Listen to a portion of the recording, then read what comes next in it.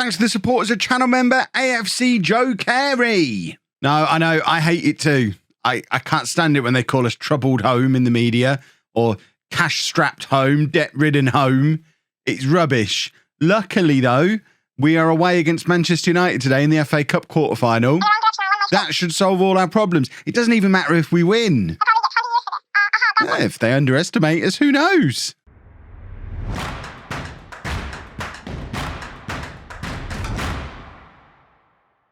Hello and welcome to part 56 of Homegrown. I'm Kevin. Coming up on today's episode, we have a very important game in the Championship, followed by that FA Cup quarter-final against Manchester United, which has been pushed on and on and on until right near the end of the season. My intention was, because it was originally supposed to be here, but it keeps getting rescheduled because of United's European commitments. So I was going to come back, show you the Manchester United game, then show you the run into the rest of the season. As it is, we've only actually got 3 games left in the Championship. You can see we had a little wobble, but we've kind of recovered a little bit. So this is what the Championship table looks like. 3 games remaining. We're 2 points behind Brentford with a chance to push into those playoffs.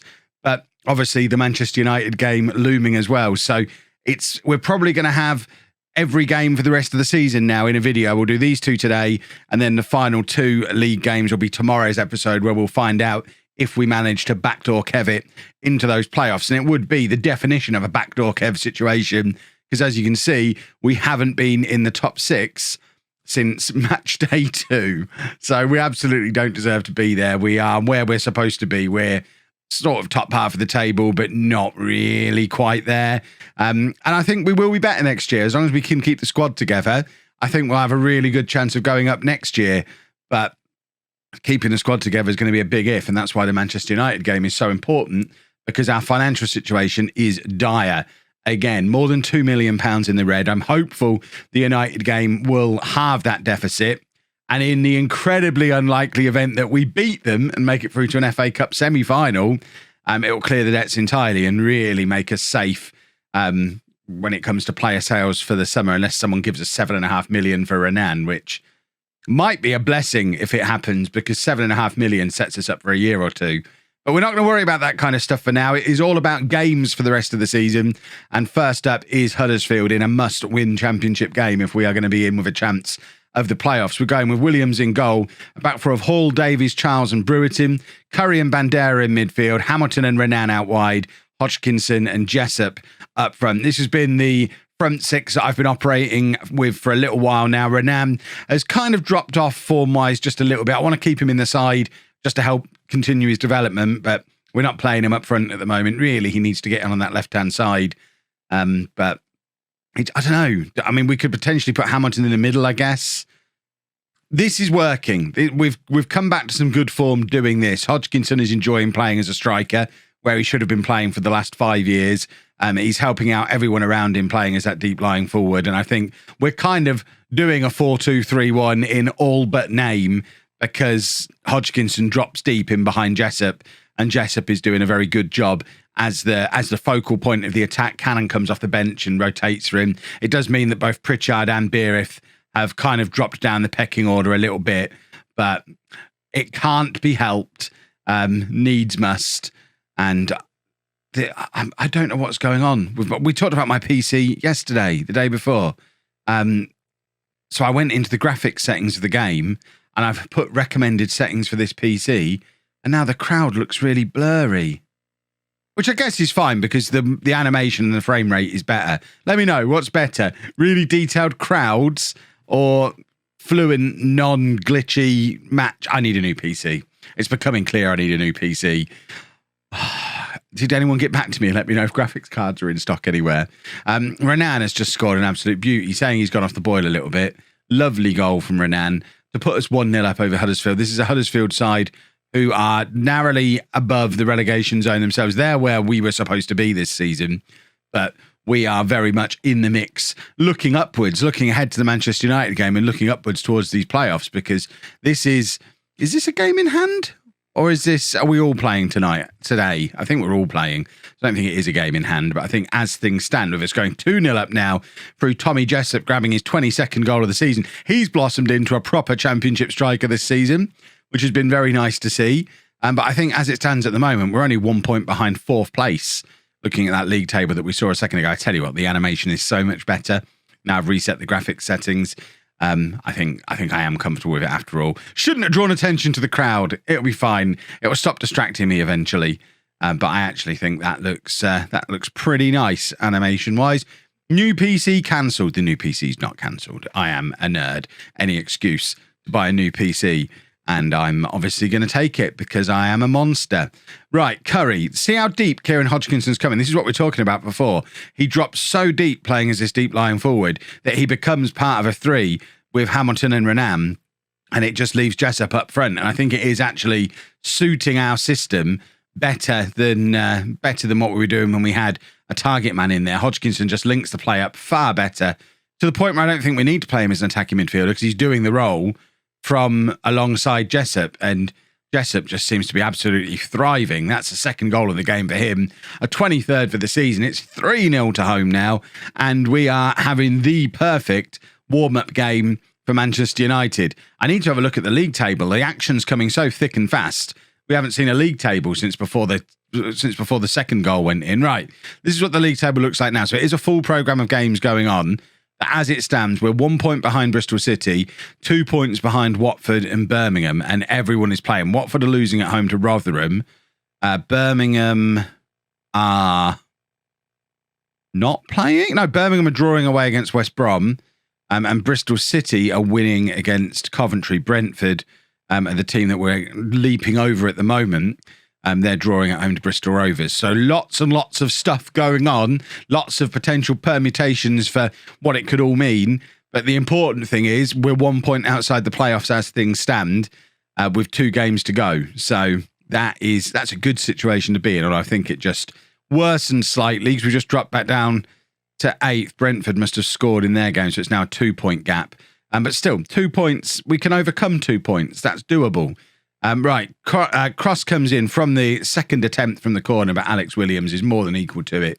Collects the ball from the cross, and yeah, so it's now Birmingham that we're chasing. Bristol City are winning 3-0 in their game, so they're home and dry. Brentford now 3-1 up in theirs. Birmingham are the team we're looking for, really. What's going on in the Birmingham game? It's going to be Jessup with a free kick. 20 minutes to go. Hodgkinson's there. It's a 6th goal of the season for him, and it's 4-0 to us. And this has been a very comfortable victory from a home side that has found its feet, found its system, and we're playing really very well now. And once again, just like whenever we've played well in the last year or so, Kieran Hodgkinson absolutely instrumental to it. We are going to miss him next year. The only way I think we keep Kieran Hodgkinson at the club next summer is if we get promoted to the Premier League and we throw an entire Premier League budget at Fulham to bring him home, which, to be fair, is exactly what we'll do. We'll try and sign the two of them, Curry and Hodgkinson, permanently. Bacharek Piteta is likely to be going back to Blackpool in the summer. I know he extended his loan, but we actually, we've had a bit of an argument with Blackpool. They are not happy that we're not playing him, so I think he's being recalled in the summer. We're 4-0 up. We're going to take advantage of the fact that we're 4-0 up and have a look at Mackenzie Fulton, who potentially long-term replacement for Renan if Renan does end up being dragged away to bigger and better things if we don't go up this season. So we're building contingencies. We've got good players coming through for the first time in a while. Zebi can come on that left-hand side. And then for the final change, I'm actually going to put Euron Hughes at right back, because if Renan doesn't ever leave and we've got Fulton and we've got Zebi, Hughes is great. He's a natural wing back but can't play fullback, but he might have to learn to play fullback. That might be where he gets into the side as finally a proper attacking wing back for me, which, I mean, everyone knows I love an attacking wing back. So if we can turn Hughes into one of those, then that might well be what we end up doing. It allows Brewerton to actually play centre back, which is his natural position that he's never really got to play in for as long as he's been here. But Brewerton could move over and compete at centre-back, and Hughes could hopefully start making that right-back position his own, but it's going to take a little bit of time to train him up in that position and give him the match experience in that position. We can't experiment too much because we are still home in the Championship. What a save again from Williams. So we can only really experiment with wingers playing at full-back when we're already 4-0 up in games, and that doesn't happen very often. But Hughes heads clear from the corner there. Renan trying to get onto the rebound but can't. and Huddersfield trying to get something going to get a consolation goal. They fail in that endeavour, and it ends Holme 4, Huddersfield 0. Let's have a look at see what that does to the league table before we head up to Manchester United for the FA Cup quarter-final. We're just crossing our fingers and hoping for a sellout in that game. A sellout in that game is worth £1 million to us. I am certain of it. Anything less than a sellout is obviously going to be less than £1 million. That's how maths works. Maths with Kev. Right, Birmingham bottled it. Birmingham lost to West Brom in the end. So, 2 games to go. This is what tomorrow's episode will be. 2 games to go. And realistically, it's going to be 2 from Bristol Rovers. I think they're still in it, but we know they're not. So it's realistically 2 from 5. Brentford down to Forest. We're in that number. It's going to be very interesting to see how that pans out tomorrow. But first, let's go and do the unthinkable against Manchester United. No changes then for the Manchester United game. It does mean no spot on the bench for Danny Pritchard, who has previous in this competition, but to be fair, injured. He could have sat on the bench, but why waste a bench spot on him when we've got Mackenzie Fulton and Troy Cannon sat there? I feel a little bit sorry for Micah Beerith. Joe Barr and Ivanov will both get their time next season probably, but for now, Beerith's the one who really misses out because he started the season so well, but he has struggled pretty much since then. As you can see, only 5 goals over the course of the season. I think it's fair to say Micah Beerith, I mean, at 24, he might develop a little further. I don't think Micah Beerith is a championship player. And it's sad. But, you know, we've said it before about this save. Players get lots of extra chances because we can't bring in a replacement. So there's still time for Beerith. As long as he doesn't drop too far down the pecking order that he ends up getting released, then there's always time for him to make a comeback. But as it stands at the moment, probably 5th or 6th choice striker for us. Certainly with Hodgkinson playing up front at the moment. Renan would probably be ahead of him in the striker pecking order as well, as would Pritchard if he was fit at the moment, because Pritchard has been more of a threat and scored more goals more recently than Beerith has. So it's sad, but his time will hopefully come again. Brewerton looking to get the long throw into the area. I mean, people are on the fence, some people, about whether or not we should be focusing on set pieces as much as we do. I think surely everybody today away against Manchester United has got to be in support of us taking every edge we possibly can. We're Holme FC away against Manchester United. 8 seasons ago, we didn't exist. And here we are in an FA Cup quarter-final. It's the romance, the magic of the FA Cup.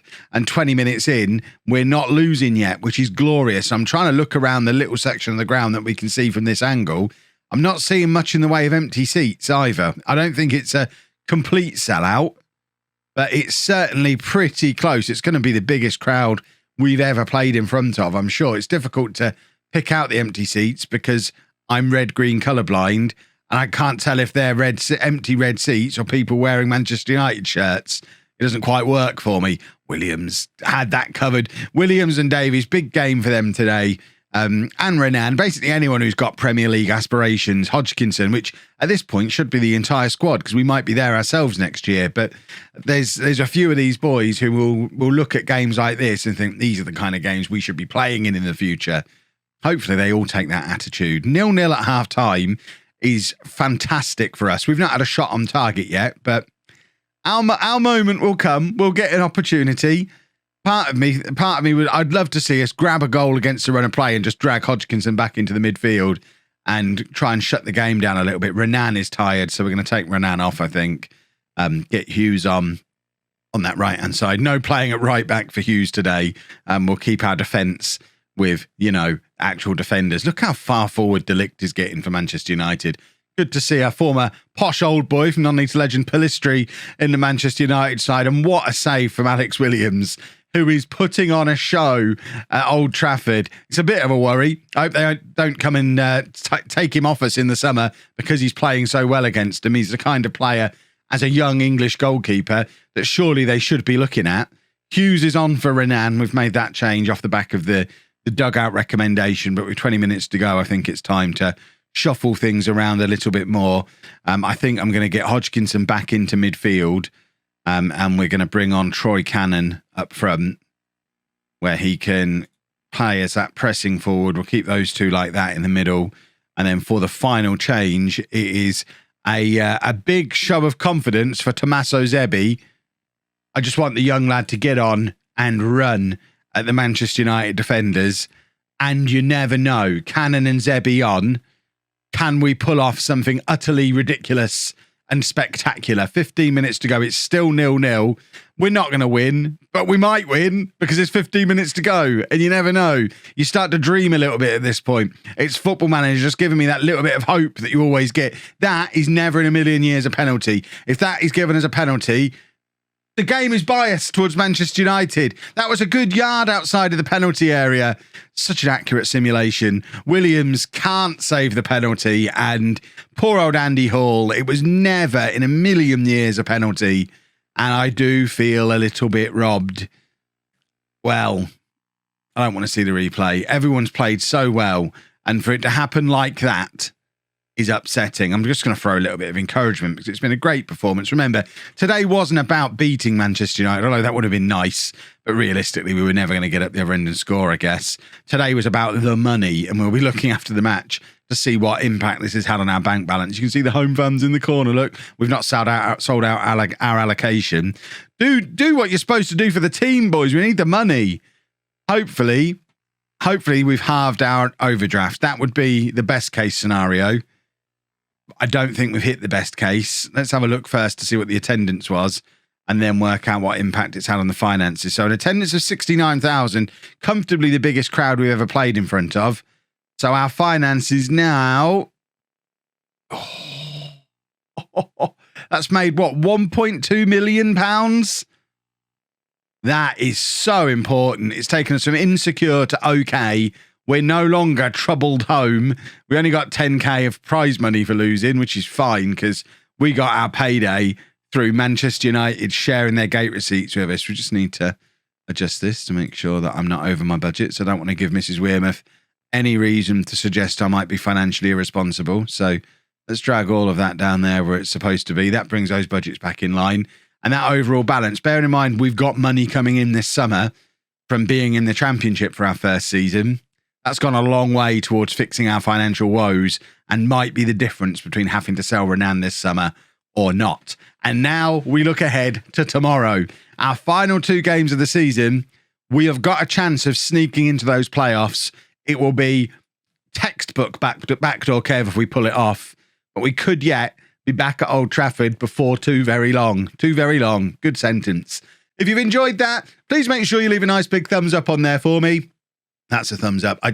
I'm flabbergasted at the penalty still. I'm still upset.